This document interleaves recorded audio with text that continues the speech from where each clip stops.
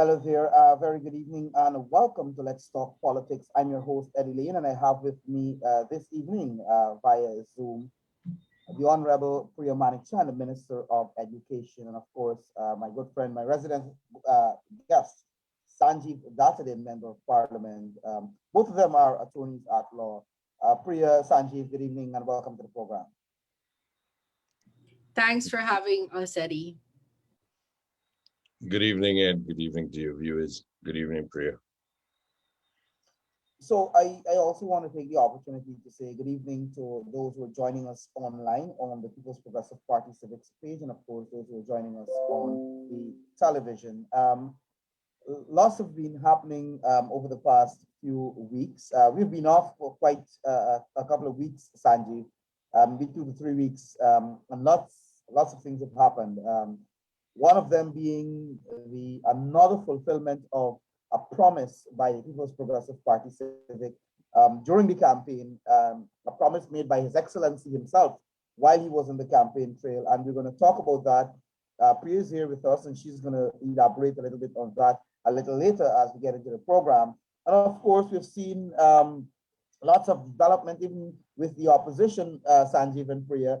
The very people who were criticizing the US, who were talking about foreign interference and not wanting the US and the other countries to help defend democracy while they were trying to steal democracy, are now trying to meet with these people, are trying to talk to them. We have developments in St. Vincent and the Grenadines, and I'm seeing, sadly, while our brothers and sisters in St. Vincent and Grenadines are suffering, persons are making politics out of that here. And of course, we're going to talk a little bit this evening about how the People's Progressive Party civic government has been operating ever since we got into office. Where every single day, and I can say before I bring you guys in, I can say I made attempts to get to 2 ministers at least this evening to join us. And both of them, one is on the Essequibo coast, meeting with the people, trying to address the problems, issues facing the people in Essequibo, and the other is in Berbice, meeting with the people in Berbice, trying to address their problems. So the PPPC has taken a different approach where, and this is something that I can say that we've been doing every time we're in power, going to the people, listening to them, addressing their concerns. Many of them, Priya, you have been traveling the length and breadth of Guyana. Every time I go to your Facebook page, every single day I see you some part of the country. So it is a hallmark of the People's Progressive Party Civic. But I want to bring you guys in, Priya. You've been traveling across the country. Give us a little insight as to what you've been hearing from people and how you've been able to address some of those concerns. Right. So good night, Sanjeev and Eddie, and to all our listeners. I see people are watching us from as far away as Montreal, Canada. We're very happy to be able to share with you what's happening. Eddie, when the PPP assumed office, based on the will of the people, in August, we took over in really bad circumstances. One, the country had just gone through a 5-month fight for democratic life. I mean, that was very stressful and frightening and worrisome for people who weren't sure if we were ever going to emerge from that kind of doldrum.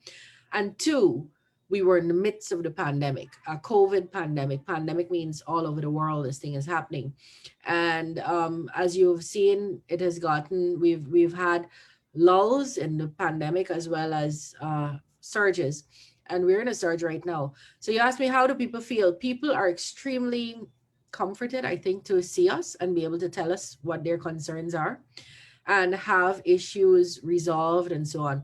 One of the hallmarks of the PPP, as you said, is that it goes out as a government to meet people all the time. But the country has also suffered from 5 long years of not seeing their ministers, not being able to tell them that something was wrong, not being able to get issues resolved and resolved quickly.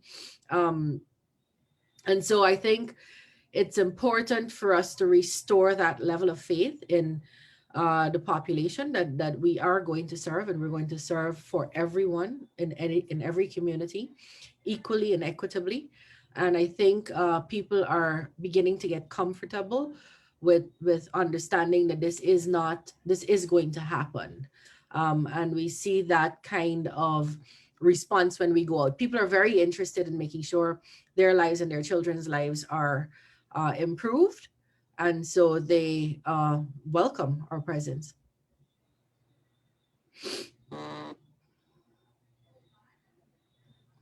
Thank you very much, Priya. I'm going to bring you in here, Sanjeev. Sorry, I'm going to bring you in here, Sanjeev. We've been observing, you and I have been talking a lot about, the difference, the mood, the way, the feedback you're getting from people with regards to what they're experiencing now with the People's Progressive. I mean, think about it. Guyanese haven't seen in the 5 years of the APNU AFC, they hardly would have seen their leaders, those who were occupying offices, ministers, the president, for 5 long years, and incidentally, Sanjeev, we had this discussion before. Now you're seeing these guys are very active. When they were in power, they were in a position where they could have helped people, where they could have changed the lives of people, or addressed the problems facing people.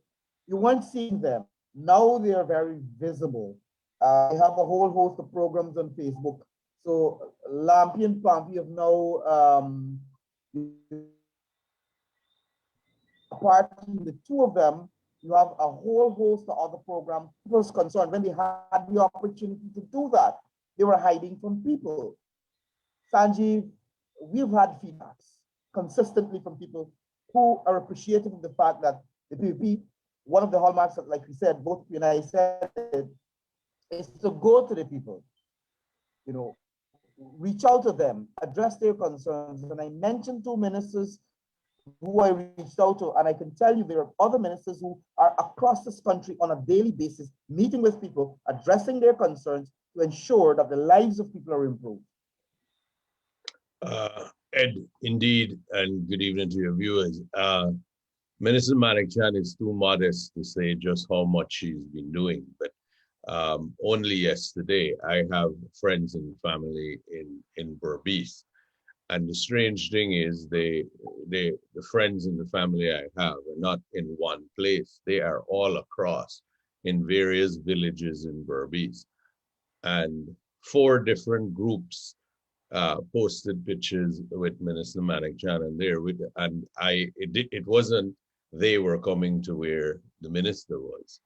Priya was going from village to several villages, several schools. It obviously augurs well for the people to be in contact with their leaders, to be able to exchange ideas with them, to raise their concerns, to say what they like about what is going on, and certainly to say what they would like to see improvements on. That is a common thread with all of the ministers, as you said, going across the country. And we must understand the underpinning is that leaders must understand what's going on, and they must be able, the people must be able to have contact with them. Otherwise, how are you going to, or how could any organization govern? And government is really for the people. And if it is for the people, then you have to hear from the people. What are the issues they wish to be addressed? What are they satisfied with? And what are the areas they would like to see improvement? And this has been a non-stop process since August 2nd of what has been taking place in Guyana. In relation to what has been going on by other persons and who are now, you weren't hearing from them before, as you rightly said, but you're hearing from them now. But Ed, you have to put that in the context of which it is. You're seeing posts on Facebook and you're seeing programs on Facebook. This is not in any way interaction with people. This is not going to where people are and having a discussion with them. This is isolated and entirely driven by sentiments and statements that are inflammatory, that are in many cases that are libelous, that constitute slander, that constitutes defamation of people's character, denigration of citizens. This is the common thing that has been going on. And make no mistake about it. I mean, there are a few of the persons who have now become frequent Facebook posters, and they're saying things that are so inflammatory. They're race-based, they're hate, they're accusatory without any information, and these things are never in the interest of a nation. But why are they being said? Is really and truly there is nothing for them to criticize at this stage. So they fabricate, they invent, and they insult. That's the tools and the weapons that are left. I don't think they're weapons, Sanjeev. I'm still trying to wrap my head, frankly, around that modus, that strategy, if it can be called a strategy. And I do believe it's coming from headquarters, because it's the same kind of uh um it's the same sort of conversation on every show or anybody who speaks. And it's really saddening, because you thought, well, I thought, when whoever made the choices for parliament and they picked the younger people, that we were going to see a different brand of politics, a more assertive, service oriented, results oriented, issue based type of conversation happening.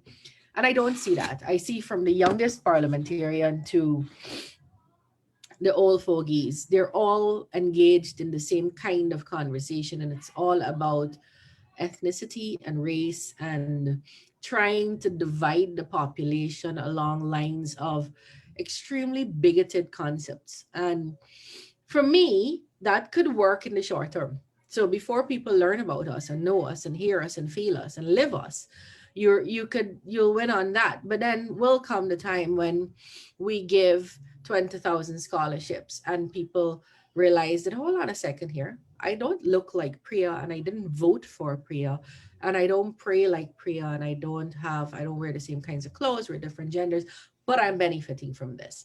And my niece is benefiting from it. Or when we let 3,000 trainee teachers into the Guyana the teachers training college, and people realize, well, hold on a second here, I was vocally against this government on Facebook, but I'm still in the college. I have not been discriminated against. Or when um, uh, uh, uh, the vaccines are being administered and distributed, and there's no segregation or discrimination and how that is done, people will understand that very narrow, very senseless, very um, the verifiable lie in what they're saying about discrimination and so on. And so I'm not certain of, I don't know whose harebrained idea that is, because they do know how the PPP functions. They would have studied us for many years, and we do not discriminate. That's in our DNA. The way we serve, the way we function, the way we offer services equitably and equally. And so how long are you going to keep up this conversation that we don't like black people, or we don't serve black people, or we don't like women, or we don't serve men? Or it's very difficult to keep that kind of conversation up when every day people's experiences are different. And so that's going to fall by the wayside soon, and they'll just be left with a lot of hollow rhetoric. And that's why I said it's sad, because you now have a lot of young people who I would have hoped would have exercised their brain and start engaging in why our policy is better than yours, or what would I do to improve this, rather than just make it very vacuous about race and ethnicity and that sort of very backward, very vulgar, very archaic and anachronistic kind of conversation that they're engaging in. And the population, including persons, and particularly I want to say persons who might have wanted to support the PNC if they still exist, or the APNU, or felt that they couldn't support the PPP, because there are people like that in the country, they're finding it difficult to follow this kind of vacuous, senseless race baiting and guffawing and screaming into the mic and speaking about it's an empty conversation coming from the opposition. And it's sad, because they are not providing any kind of leadership to people who want to listen to them. Leaves a lot of space for us, and we will not be wasting that space. But what is interesting, Priya and Sanjeev, is the fact that you made the point is I think they're squandering an opportunity. They squandered an opportunity in government to really serve people. What they did for the 5 years they were in power is to serve themselves, to enrich themselves and their cronies and their friends and their families and those in that little circle. And you mentioned the whole issue of this vacuous kind of claim about Afro-Guyanese and all the propaganda that the AP and UAFC has been pushing about, the PPP is firing black people, the PPP don't like black people. But they had an opportunity, and if I could put it this way, they had an opportunity to serve black people and to serve all Guyanese. And what did they do?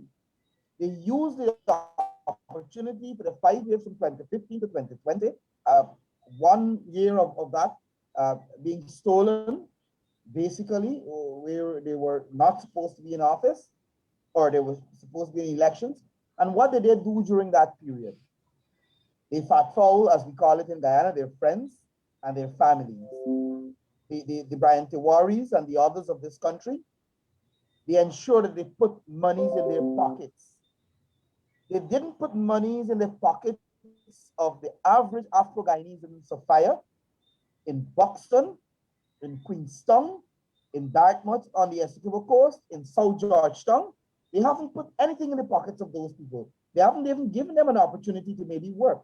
And you mentioned, Priya, about teachers still in the system, about so many people who, so many Afro-Guyanese still in the public service, serving the people of this country. So they squandered that opportunity when they were in government. They were in opposition and they were squandering an opportunity to really reach across and to meet with and to support the development that are taking place in this country. But what you find them talking about, you find them trying to disparage the gas to shore project. You find them trying to disparage every single effort of this government to really bring benefits to the people because they have nothing to offer. One can just go back to the budget debates and the discussions on the 2021 budget. They brought nothing to the table. They didn't come to Parliament to say, look, we see you have X projects in the budget. You put so much money to this. We believe that you should increase this amount, or maybe you should take some from here and put there. They didn't bring that to Parliament. What they do, they come to Parliament, they came to Parliament, they create all sorts of shows, as if you want to call it, people claiming they were assaulted and people claiming all sorts of things. The PNC is dead, Priya. I heard you mention if they still exist. I believe they're dead. Their political prospects in this country is no longer existent. Well, the AFC, that's another story. I don't know where they are. But the issue is what you see from the opposition, and I may have mentioned this to Sanjeev before we came onto the program. The very guys who were using out the US and Canada and the EU and cussing them out and telling them, look, we don't want foreign interference. And these people were legally, rightfully defending democracy because the AP and UFC were trying to steal our democracy. They were trying to steal an entire election. These people were fighting to ensure that the elections were free and fair. They cuss out the people, right? You had people like Sharon Duncan saying good night. These little things, good night to everybody else except the US ambassador. Then a few days ago, you saw Harman trying to hug the US ambassador, trying to say, maybe you should take our story to Washington. The very people who you cursed, the very people who you rejected, you're now fighting to get them to help you with your misinformation, because that's all that is coming from the PNC. Misinformation, lies. And we're going to talk a little bit about their lies with regards to missing persons. We're going to deal with that just now. And of course, I want to reserve some time to deal with the 20,000 scholarships. Yeah, Promise that but Eddie, if we're talking about, yes, we will.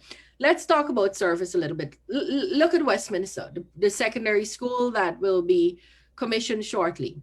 Westminster, if we were to look at the community, it's a huge community. thousands of residents started by the PPP. It used to, it's our housing scheme that we started there. And if we were to look at the number of votes the PPP got, the PNC, APNU, AFC received votes there, quite a number of votes. So if we're talking about who is serving, tell me how it is that you could justify the PPP left you money, left you the drawing, left you the land, left you everything to put up a school, and the PPP got to come back and put the school up for these people you claim you love.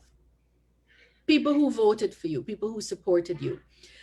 So that's why I'm saying to you, the people of Guyana are going to learn very shortly. So the PPP left us money, a drawing, the land at Good Hope on the East Coast. The ordinary members of the PNC and their children and supporters can't go to that school as yet because it's not finished. The school was given to a supporter of the PNC. His name is Brian Tiwari, or a supporter of the APNU. So when you're coming to talk to us about how we serve and how you serve, let's take the example. We are insisting the school must finish so that the children of the East Coast, we don't care how their parents voted, but if we were to check, we would find that the children of PPP supporters and the children of APNU supporters will all be going to that school. We are saying the school must finish. The APNU AFC government gave a lot of support and leeway and excuses to their supporter, BK International, or Brian Tiwari. So, these are the things that are irreconcilable. They don't match their rhetoric that we are not serving equally. It doesn't match their rhetoric that they wanted to serve. And so the people of this country are seeing the different types of service, and it's very, very visible and very easy to make the comparisons. It's just, and I don't even, before I used to think, because they're old, there are a lot of old people there, so they can't walk around a lot, they can't go places a lot, but we also have older members of the cabinet and they're out all the time. So it's just a different style of governance. It's a different philosophy. We believe we must take government to the people and that we must resolve issues, even the small issues, for people. They never thought that that was important. Different style of governance completely. Ed, you'd raised some issues as it relates to the gas to shore project and the criticisms that you're seeing. We have to take in context what we have in Guyana, what our capabilities are in Guyana, what our needs are in Guyana. We need probably 200, the estimates are 200 to 250 megawatts of electricity. We want to be able to lower the cost of electricity to consumers, which is commercial consumers and residential consumers. Now, you have to understand the whole, a little bit of the concept about the gas and what happens. Gas is flared, some of it has to be flared, and that's a safety issue. A lot of gas could be pumped back into the well, but it means that you have to come back and get it at some point in time. In simple terms, that's what we're really talking about. And if that's what we have to do, and if that's what we're going to go through with, we have to assess whether it's not more viable and cheaper for us to do this now so that we could provide cheap electricity to our people. We have the highest rate of electricity now in the Caribbean. We have an electricity grid that needs addressing. It's not as reliable as it should be. But how are you going to do these things if you don't acquire or if you don't get electricity at a cheaper price? And gas is the cheapest source of fuel in the world. This is well known. Now, put that in the context of how long is it going to take for you to do other things versus doing this project. And this project, from public utterances from His Excellency and the Vice President, should take about 3 years, 2 to 3 years. It should be started this year. It should be finished by 2023. So all of the naysayers, it's easy to criticize, it's easy to find faults with things. It's easy to scare people who don't fully understand all the considerations that you have going. It's easy to scare them because they're not as well versed and they might not understand fully. But the position is, this is a source of cheap energy. We have very expensive energy to both commercial and residential. We need to get it to be lower. We have stated very clearly, the president and the vice president have stated very clearly that they are going to negotiate a contract and about the process. They're going to put out the tenders if Guyana can't fund it. They're going to look into what are the best options. They have looked into where is the best place for the location for it to be landed. These are all things that you have to work out. But Guyana is in a crunch to get this because energy, if we're going to fuel growth, the oil in the ground is useless. The gas in the ground is useless. It has to find its way into turbines and generators that produce electricity because everything works with that. And the more electricity you have, the more manufacturing you have. The cheaper electricity you have at home, the more you bring down the cost of living. These are real things. Talking about what you have and saying that, oh, we have great potential. I mean, it's beggars belief that you keep saying that you're going to figure all of it out. There is no reason why things cannot be figured out simultaneously, especially in a nation like Guyana, where so much is required and so much is desired, and the time in which you do this. We can't take the approach that some of the other nations will take and take multiple years to do all of what they do. We can take decisions, we can take reasonable decisions, but the aim is we have to do better for the people. The people have to, electricity is too expensive. Part of the problem is the generating of electricity, the fuel that is required, the generators that are required. We all know the issues about having to address changing that, updating the grid, but all of these things got to come from having electricity. If we need 100 megawatts of electricity and we're generating 95 megawatts of electricity, it means that 5% of our generation is not fulfilled. That's, I mean, that's as simple as it is. But we can't only think about what we're going to do for today, what we actually need now. We have to do a projection of what we will need 10 years down the road, what our requirements will be into the future.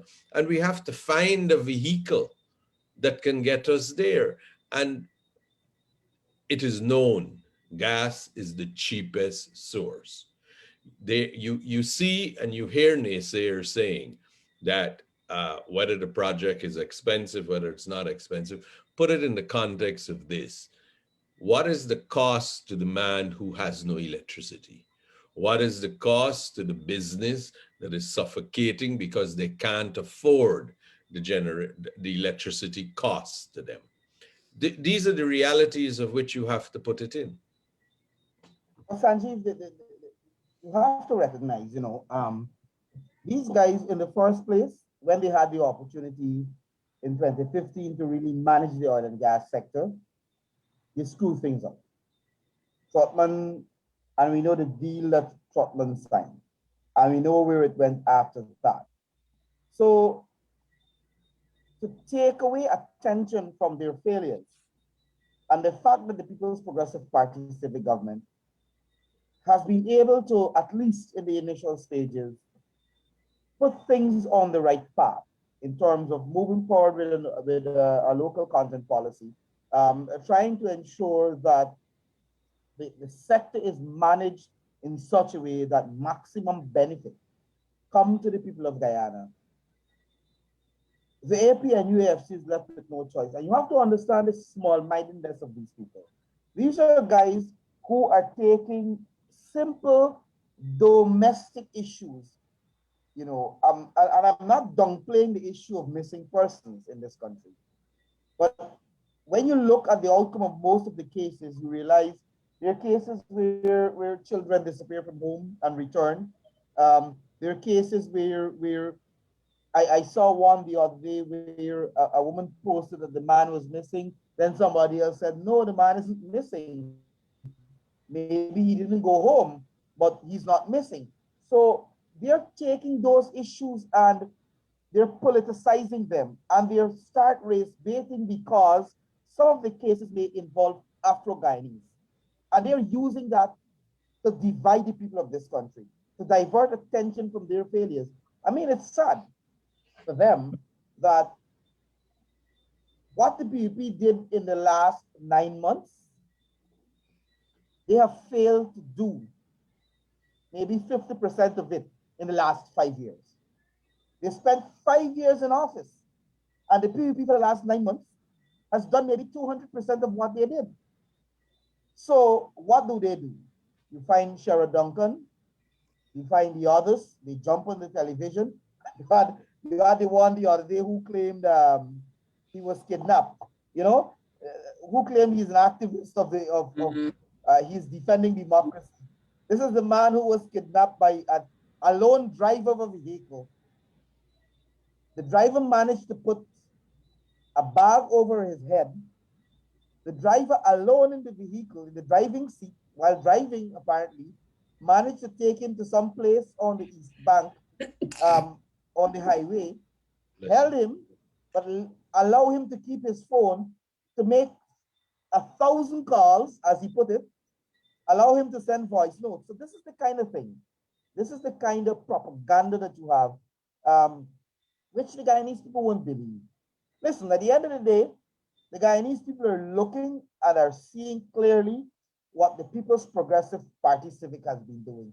We promised, Priya, and I know you're bringing with pride, you, Sonia Parag, Minister of Public Service, the President himself, that we promised the people of this country that there will be scholarship opportunities, there will be opportunities where you will sit in your homes and you will be able to pursue tertiary education.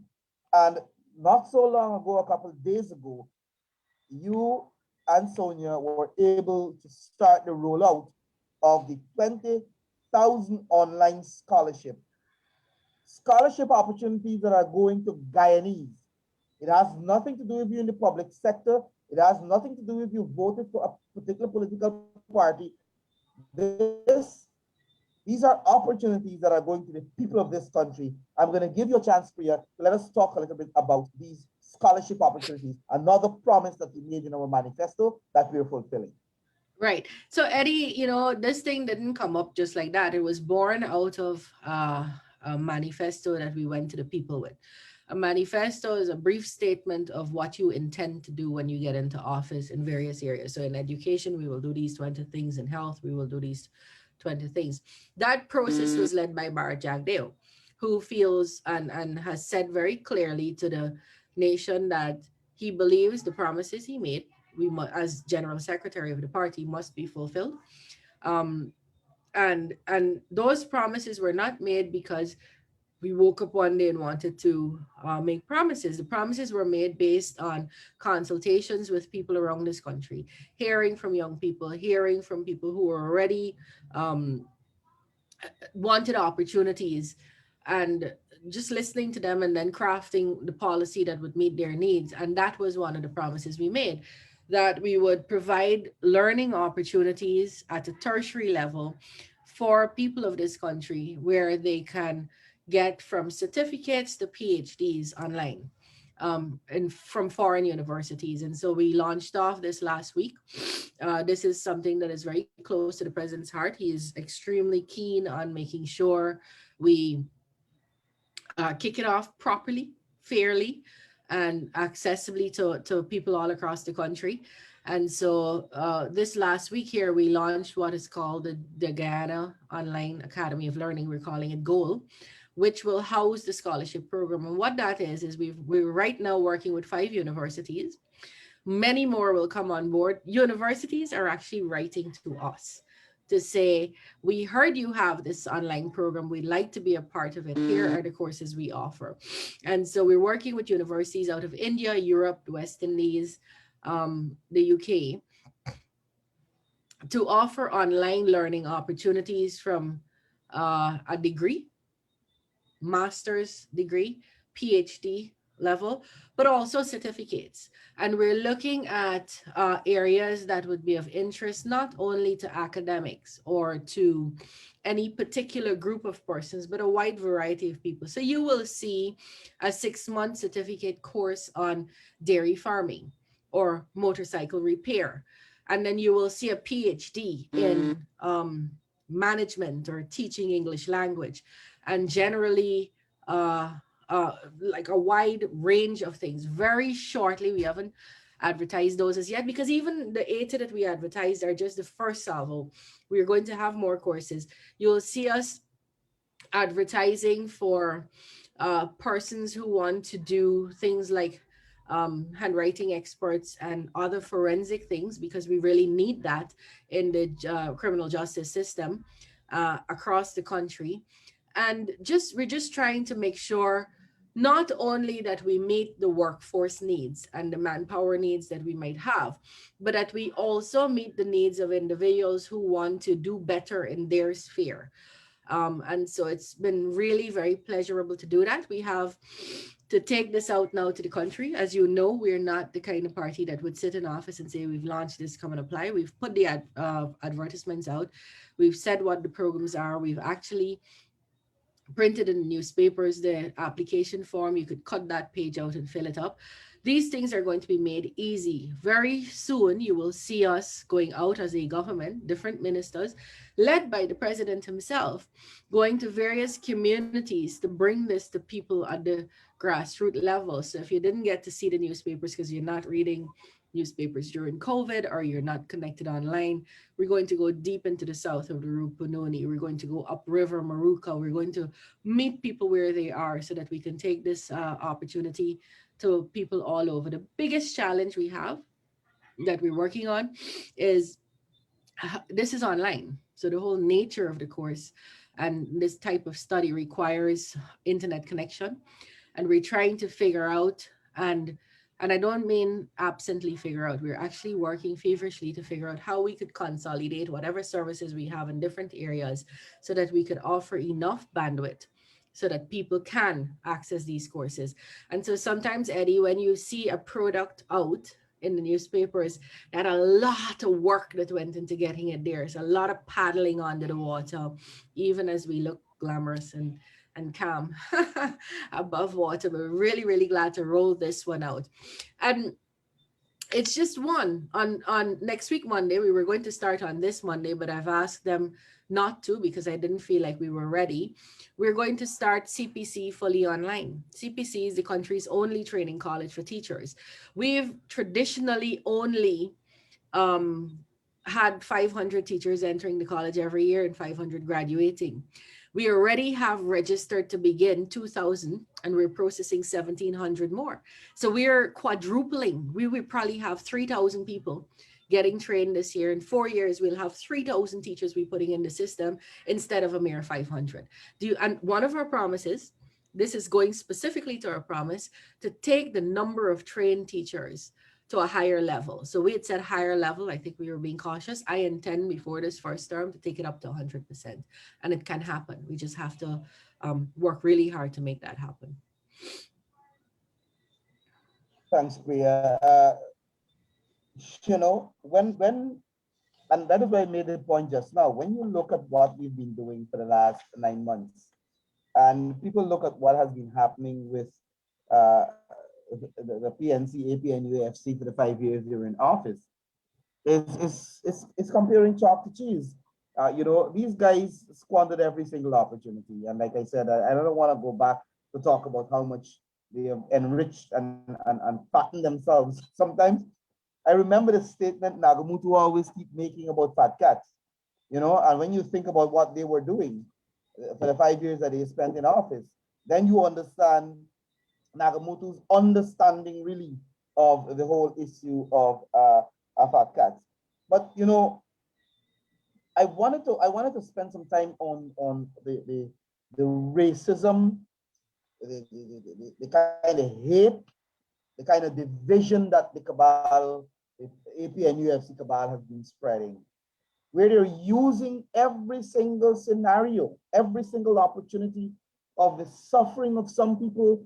Genuinely, people are suffering maybe because of whatever reason, and they're politicizing. They're trying to score political points unnecessarily, to the detriment of people. And I spoke just now about the claims of people disappearing and kidnapping. And you have a voice note, I think, circulating, where rightfully maybe you're telling people to be careful, to know what you're doing. That is now being used, and you're seeing a comparison by the activists of the AP and UFC, somehow trying to give the impression that the PPP is responsible for a man getting a problem with his wife and moving out, and she can't locate him for 3 or 4 days, and she decides to report to the police that her husband is missing.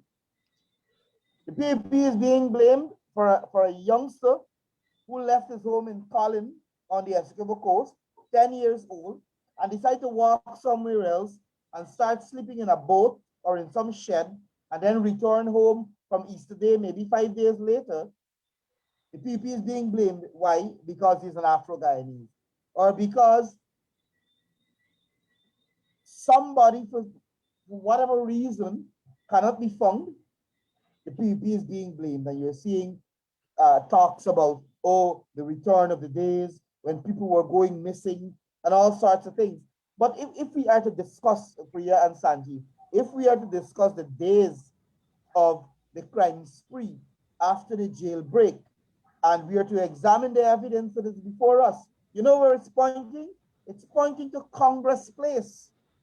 It's pointing to Congress Place. All the blame that it attempted to lay on the PPP during that period, when one examined the evidence and everything that is before them, we know who were training the people in Buxton, who were training the criminals in Buxton. We know who took out the tape from Hamilton gas station after the shooting. We know who were supporting the criminal elements in Buxton when they took that community under siege. We know who were the people where the five that escaped from the prison, where they headed into fire.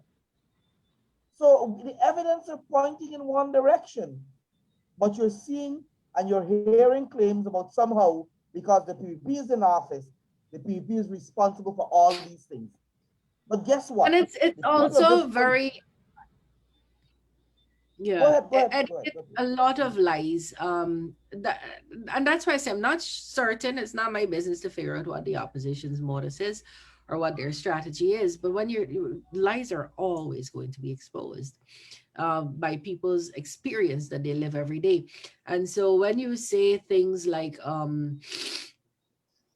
that the PPP is responsible, or the PPP's government is responsible for an outbreak of COVID in a school in Maruka, when everybody knows in Maruka knows that happened under the APNU, or when you say someone was kidnapped and the whole country knows it wasn't true, or when you say you won an election and the world knows it's not true. Those are the kinds of things that we have come to associate the APNU with, and they don't seem to be shifting gears enough to be able to serve this population.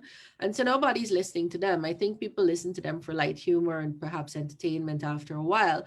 But if you want a position on an issue, nobody's going to their pages for that position. My biggest fear is not that they're not articulating a position on any given issue, is that they can't. It's that the people that have been appointed to the National Assembly cannot articulate positions on any issue. I would They like have no clue I what would they're like to talking about. see a Shara Duncan. I would like to see a Shara Duncan or a Eureka Finance, or one of them trying to defend or to articulate or to debate an issue. I think that will be real comedy. That will be real comedy. Well, it's funny if you're competing against them, and it's funny for that period. It's actually sad because we're at a national level. We're trying to develop a country. Um, Competing views and interests are good, and you know, opinions that are different are actually very healthy, and people get to listen to both sides and decide which side they like to come down on, or what they can add to any particular side to make it better. Right now, there's no contribution that is sensible, constructive, healthy, or in any way contributing to the development of Ghana coming from the opposition. Absolutely none. If you were to invite, I mean, right now they still don't think we are a legal government, so I don't know how we can talk to them. But the issue is, you know, if I were to say, Nicolette, you're the shadow minister of education, come every month, let's meet. Let's hear your views on how you would like to see the education system move forward. What would you do differently? How would you do this differently? I mean, you know, I'd still like to hear the views, because I'd like to keep an open mind, but the question arises as to whether the opposition can offer constructive views on the way forward on any given area, any topic, any ministry, any sector. Do they have the capacity to do that? Or are they going to just, are they capable only of rabble rousing and guffawing and speaking loudly and crassly, and getting into personalities rather than points and issues? I am not certain. I haven't seen it from many. I do believe there are some persons that might have that ability, that I used to think had that ability years ago. I'd like to see them reach down into their bellies and pull it up back, because I'm not seeing that from them right now. And more than me not seeing it, I mean, you know, I don't think people who are looking to them for leadership or looking to them for another view, because people like to hear all the different sides before they make up their mind on issues. They're not offering that. The the other thing, Ed, that you have to realize, there's a level of uh, delusion that exists, that you would wonder just what do they actually what do they think of people, that they would say one thing today and say something totally different tomorrow. We have we have the leader of the opposition going to meet with the US ambassador. I mean, what happened to the whole argument about Guyana being a sovereign state? What happened to the whole thing that they should never interfere in the business of Guyana? What happens to things that when they said during the elections that nothing they say can have any effect on what we do, and nothing that they say they should be? What happened about them reporting to, they also requested that CARICOM broker some sort of a dialogue between the government and the opposition. What happened to the names that they called Prime Minister Motley and Prime Minister Gonzalez? What happened to the posts that they're making about, I mean, hurtful posts about what's going on in St. Vincent now, on a situation that is a natural disaster? I have friends and family in St. Vincent that I spoke to today. It's not a dangerous per se situation, but it's not a pleasant thing to have the volcano going off, the dust, the breathing issues that we already have, the fears about COVID. It's not easy issues. And how could you align that because the prime minister stood up for democracy, our democracy, but it didn't suit you then? And you have very hurtful and critical things to say, well, he's paying for what he did, and things like that. How do you explain to people? I don't understand. I mean, you have to be schizophrenic. You have to have, I don't know. Your mind must work in such a way that you could say this today and criticize someone, and then tomorrow go ask that same person for the same help. What was it about the meeting that you want now for the U.S. ambassador to assist and be your voice in Washington, and for you to be able to do this when Washington was telling you the other time, just add the damn votes up, just do the right count, and have people, the will of the people respected? Now, all of a sudden, you run to them. You forgot that you said that they should never interfere in Guyana. You forgot you said that Guyana is a sovereign state and they shouldn't have anything. You forgot that in Ashman's building, you had your whatever of foreign affairs saying that they could revoke people's accreditation to be in Guyana. You forgot all these things. And now you want to come and say to those same people, I mean, nobody could take you seriously when you do that, because what will happen over a period of time, and it is being said now, that no one will believe anything they say and no one will trust their commitment on any issue, because everything that is said, all of a sudden, they're interested in international relations. All of a sudden, they're interested in what the diplomatic corps and the diplomatic community says. It is a matter of convenience. And when it's not convenient to them again, on whatever issue, they will simply turn their backs and criticize in the most vile manner what what the international community and the diplomats say. The opposition is a complete comedy show. That's the reality. And like Priya rightly said, it's sad because one would expect an opposition that, I mean, they got 217,000 votes. They're representing, or they're supposed to represent the interest of 217,000 people in this country. But what you have a set of jokers who make light of everything.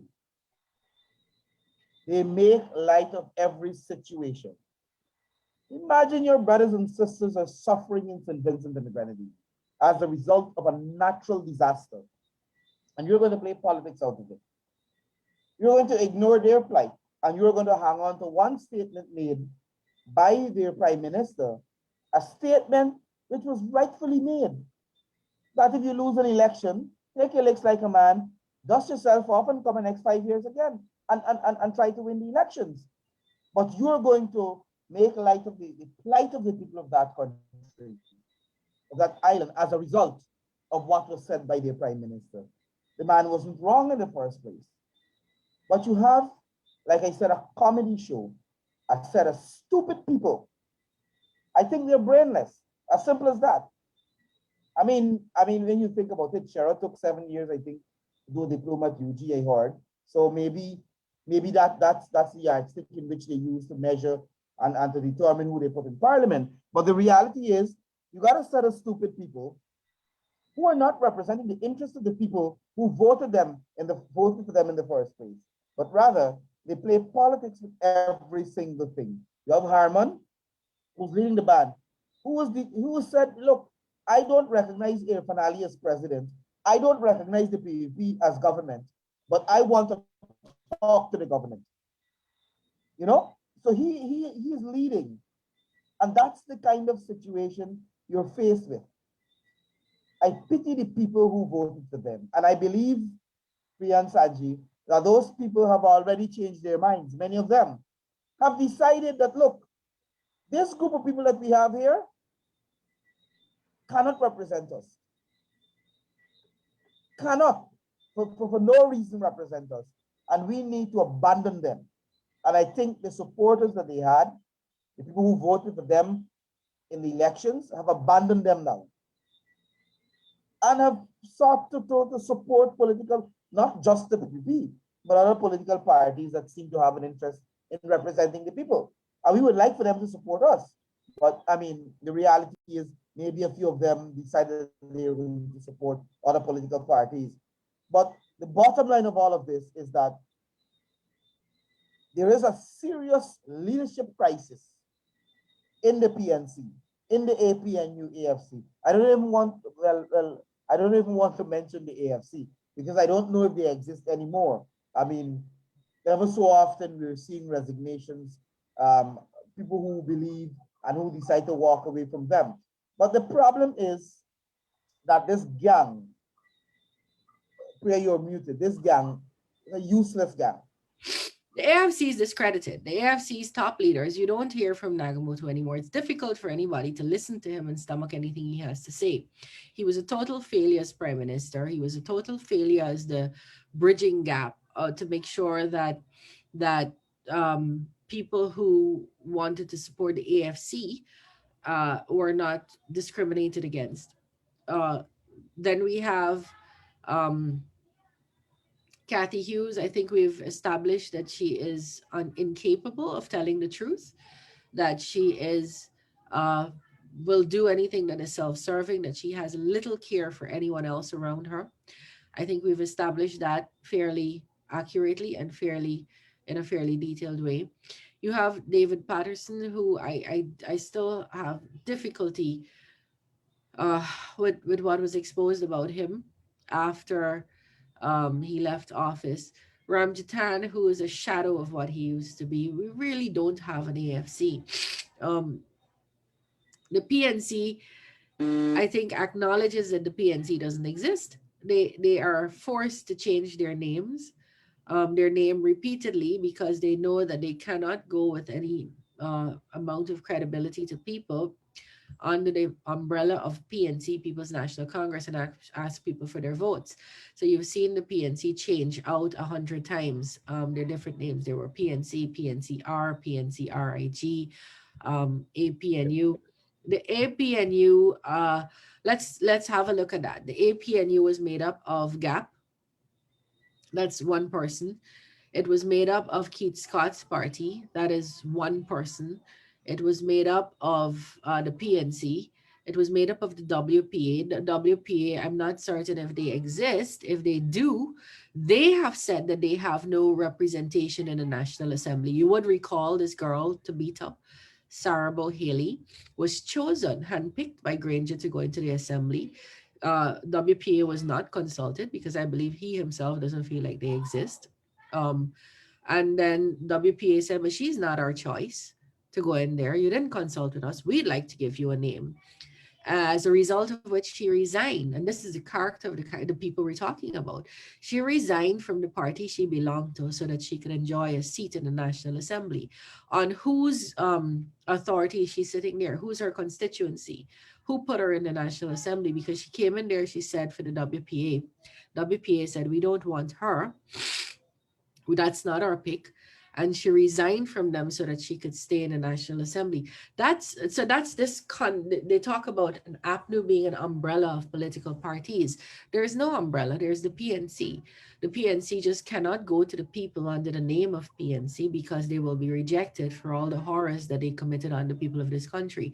And so they try to change their names. But I think it is clear to all of us that uh, they have nothing to offer at this point. It is my true desire that at some point they will regroup and find people who can actually represent them and represent positions and not get involved in the personalities and speak intelligently on issues. We don't have that coming out of the opposition right now. They're losing on a debate before we even begin on any issue. They're unable to articulate a position that is sensible and consistent on any issue, on legalizing marijuana or decriminalizing marijuana, on um, oil and gas, on electoral reform, on the PAC, on just any issue that we have before the assembly. They are great with making noise. They're great with being obstructionists. They're great with hurling abuse, believing that that's a heckle. Heckling is an art, and nobody over there has perfected that art. And believing that the more they speak, might be the more but might be the more articulate they get, but that's not happening. The talk shows and the narratives and the talking points that we see them getting, um it's not, it doesn't add to Guyana in any way, and it doesn't serve anybody who's looking to them for service. They are a complete failure. I'm putting it simply. I know, Priya, you're trying to be a bit mild with them, but I don't think they even understand their role as an opposition, any of them. Because if you ask one of them, what exactly is your role as a member of the opposition, as an opposition member of parliament, I doubt whether they can really tell you what their role is. Sanjeev, I think we're almost out of time. Probably give you a chance to wrap things up. Well, Ed, the position is this. Minister Manickchand has enunciated very clearly what the deficiencies are. I share her view. I hope they, at some point in time, find people who can contribute meaningfully to the development of Guyana, meaningfully to what we have as a country, and what we have in potential and resources, and have it developed. But it's not going to happen when you go to your pet issues all the time. You complain about things that are imaginary. I mean, we were talking about all the reports of kidnapping and all the various things that have been reported from sources that post friendly things on Facebook and social media with the opposition. And the police issued a statement. The police issued a very clear statement that these are all rumors that are going along about the multiple incidents of kidnapping, and they haven't quite received any of those reports. They're unaware of these things, and it's not what it is being peddled around as being. Now, these rumors are designed to do what, Ed? Is designed to do one thing: is to make people scared. It's to make people afraid, is to put the security of the country at risk, and it is intended to create some sort of destabilizing effect by panic. But again, as Minister Manickchand had pointed out, you know what happens. They say all of this for a while. It might have traction for an hour or two, or half a day or a day, and then everybody figures out, oh, this too is not true, and this has no relevance, and nothing of it like that is of the sort is going on. So it's debunked. Again, it's debunked the same way all of the stories that were going on during the period of elections about dead and migrant voters and 33 in the majority, and all those issues that were debunked one by one, item by item, day by day. And that's what's happening still. They've just changed what is being said. The opposition and their mouthpieces have just changed what they're saying, but the lack of truth to them has not changed. Now, what's going to happen with that continuation? Sooner or later, nothing, no contribution that the opposition will be able to make. Now, the truth is 200,000 odd people voted for them. Those people deserve some form of representation. They're not going to get it if all you do is you rabble rouse, you quarrel, you go into parliament and you bang bang on the table. You don't want things to be done. What are you going to achieve by doing those things? Those people don't have any representation now, and as has been pointed out, they're going to go elsewhere for representation. Because if one thing happened in those 5 months and in the lead up to the last election, and everything that followed the no confidence motion, is nearly every citizen in Guyana is now politically alert. They all pay attention to what's going on. They know election law as well. They know everything about what goes on. They know the process. They understand the process, and they understand what's going on. So unfortunately, the rumor mill in the opposition has not stopped. We hope that it stops. We hope they engage, and we hope they contribute in some way, shape, or form so that we can move Guyana forward. Yeah. And what you could Thanks, rely Sanjeev. on, Eddie. Yes, what you could rely on to the people watching is that we are staying the course. We're not going to be distracted. We will answer. We will respond to the negativity. We will respond to the rumors. We will respond to the propaganda, because we have a duty as a state and as a party to make sure we let people know what the truth is. But that will not distract us from what we promised. We made promises in our manifesto document. We're working very hard to try to fulfill those and more. because having come into government, there's so much more we can do than what's just merely listed there. And so every day, every single minister, the whole cabinet, the president, the vice president, prime minister, and other support staff and public servants are working every day to bring the services we promised, to bring the goodness we promised, um, across the country. And you see it across sectors in agriculture, in forestry, in mining, in education, in health. Um, you see services across the country in just about every area. And there will be um, times that we might not look as busy as we actually are, because to kick off many things you have to just buckle down and get them done. But we promise the people of this country that we are working every single day, and you can count on us. If you voted for us, if you didn't vote for us, however you pray, what you look like, however you love, um, we will, whichever community you live in, we will work for you every single day. And we will make sure we bring the services we promised and more, and you can count on us for that. Sanjeev, Priya Manickchand, the Minister of Education, I want to thank both of you for joining me this evening.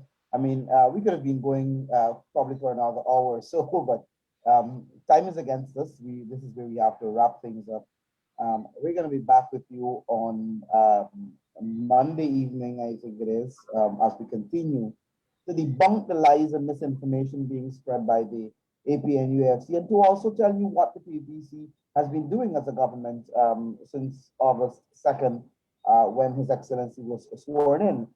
We will continue, as Priya said, as Sanjeev said, to serve the people of this country. That is the only reason why, as a party, the PPP has been fighting to gain political power in this country, to serve the people, to ensure that the lives of our people are improved.